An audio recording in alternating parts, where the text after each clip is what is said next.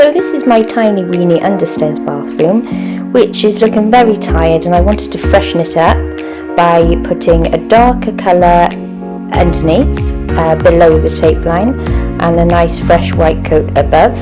So here you can see where I've taped out a line of where I'm going to paint. So dark underneath and white on the top.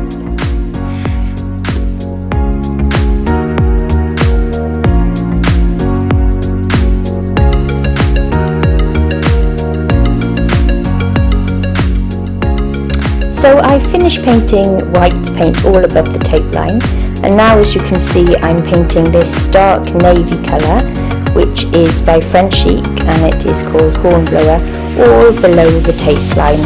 I also am painting over all the mosaic tiles to really freshen up this small bathroom.